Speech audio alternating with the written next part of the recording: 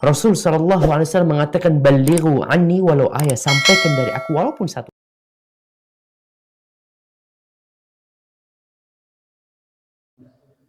Assalamualaikum warahmatullahi wabarakatuh.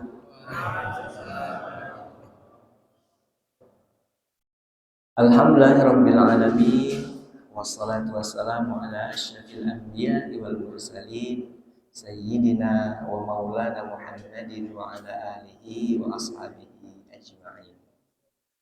Allahumma shalli ala habibina wa syafi'ina Muhammadin wa ala alihi wa ashabihi ajma'in. Bapak Ibu yang kami hormati, yang terhormat segenap pemerintah setempat di wilayah kita, Masjid Al-Ikhlas Talang Subur Mata Merah ini, yang kami hormati segenap kepengurusan masjid ini, tokoh agama, tokoh masyarakat di wilayah kita, Masjid Al-Ikhlas dan sekitarnya ini, bapak-bapak, ibu-ibu, jamaah Masjid Al-Ikhlas. Insya Allah kita semua dirahmati Allah Subhanahu wa Ta'ala. Kemudian sejarah awal terjadinya hadis palsu. Nah, bagaimana Bapak Ibu sekalian ya terjadinya hadis palsu dalam dunia Islam? Menurut para ahli sejarah Islam, bahwa hadis baginda Nabi itu belum terjadi pemalsuan hadis. Nah, jadi pada masa baginda Nabi dilanjutkan dengan Khulafaur Rasyidin ya. Khulafaur Rasyidin itu pemimpin Islam, pengganti baginda Nabi. Dimulai dari imam atau khalifah Abu Bakar, kemudian Umar, kemudian Utsman, hingga yang terakhir khalifah Imam Ali bin Abi Thalib.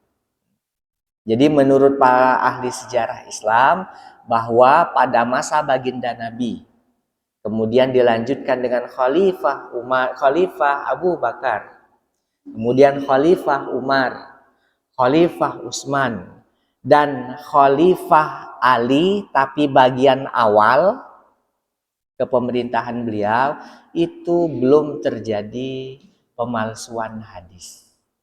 Hadis dari baginda Nabi itu pure, murni, tidak terjadi pemauduan atau pembuatan hadis palsu.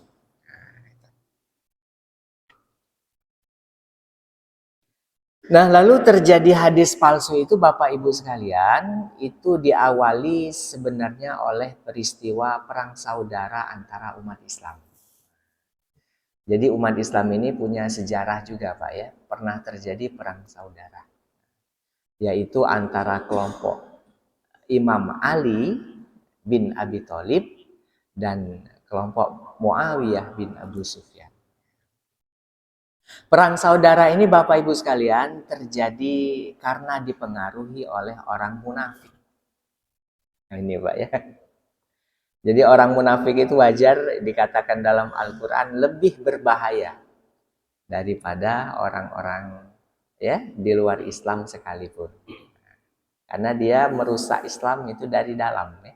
Nah, jadi umat Islam pernah dihasut oleh seorang munafik bernama Abdullah bin Ubay bin Salul, yang seorang munafik ya, yang pura-pura masuk Islam padahal sebenarnya dia tidak sepenuhnya, dia tujuannya adalah bukan untuk memeluk agama Islam. Nah, jadi ceritanya Bapak Ibu sekalian, imam atau pemimpin Utsman ibnu Affan itu wafat dalam kondisi terbunuh. Jadi beliau wafat dalam kondisi dibunuh. Nah, pada saat itu kepemimpinan Islam dinobatkanlah yang layak untuk menjadi pemimpin adalah Imam Ali. Akan tetapi ternyata gubernur di luar, ada salah seorang gubernur bernama Muawiyah bin Abu Sufyan yang ternyata kerabat dekat, keluarga dekat dari Imam Utsman bin Affan. Itu nuntut. Kata beliau, wahai Imam Ali, Kami tidak akan merestui engkau menjadi khalifah, pemimpin utama umat Islam, pengganti kepemimpinan baginda Nabi, sebelum engkau usut tuntas siapa pembunuh, ya, Utsman ibnu Affan, Khalifah Utsman.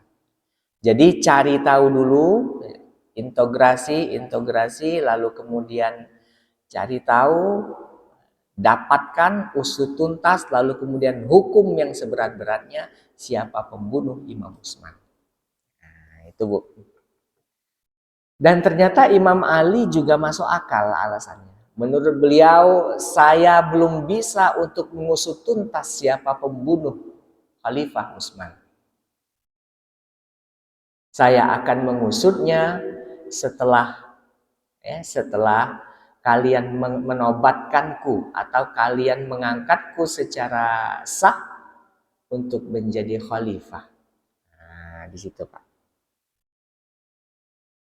Maka Bapak Ibu yang kami hormati, ya, lalu kemudian disusupi oleh digoreng Pak ya, dimasak oleh dipanas-panasi, dikompori oleh seorang Yahudi tadi. Nah, ternyata beliau berhasil ya, seorang Yahudi ini, dan kemudian terjadilah perang saudara antara Islam. Dari sini kemudian Bapak dan Ibu sekalian, karena terjadi perang antara Islam tersebut, lalu umat Islam itu kemudian terpecah menjadi beberapa kelompok aliran.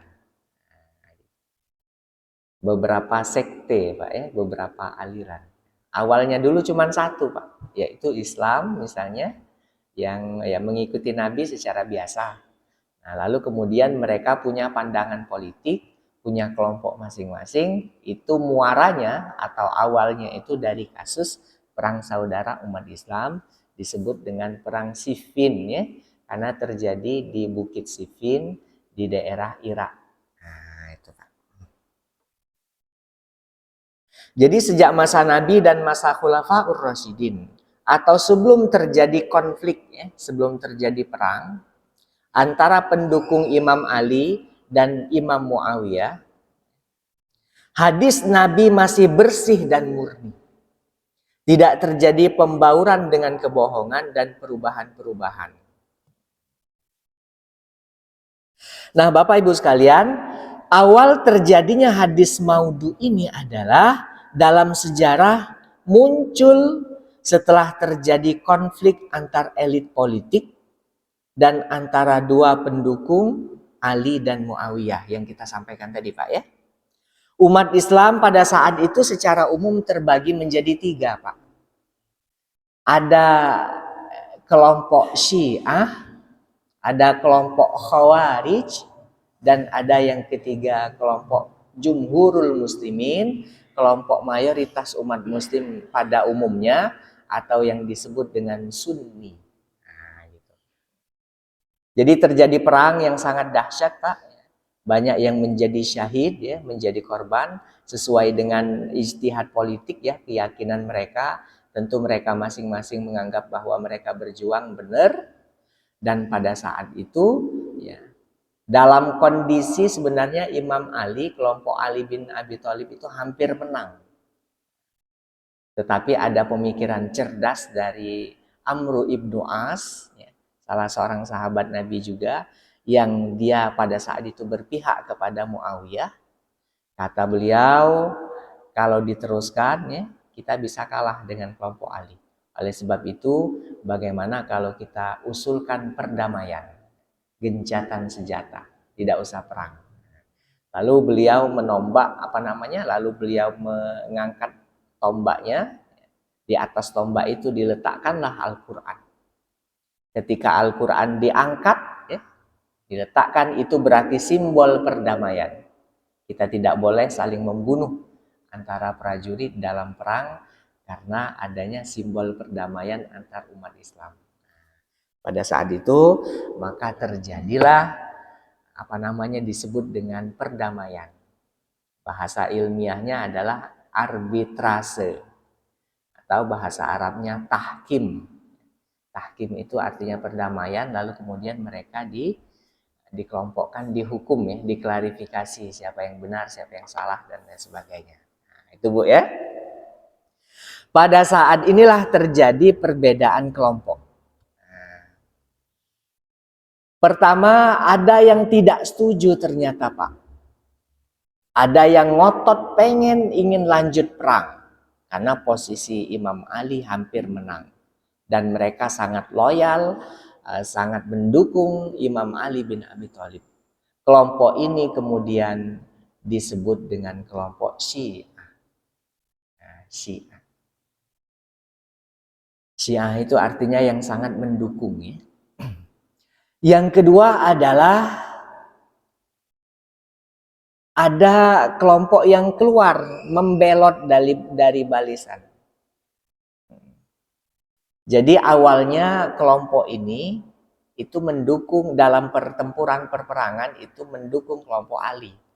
Nah, tetapi kemudian dia tidak setuju, ya, dia tidak setuju dengan tahkim tadi, perdamaian tadi, maka kelompok ini disebut dengan Khawarij. Khawarij itu artinya keluar. Nah, keluar.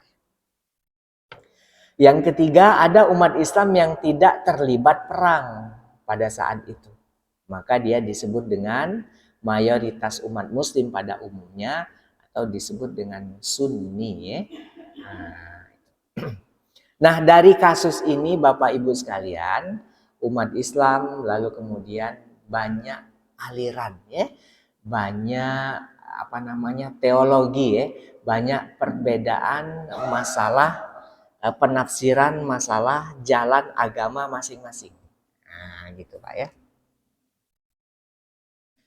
Dan ini sebenarnya bagus Pak.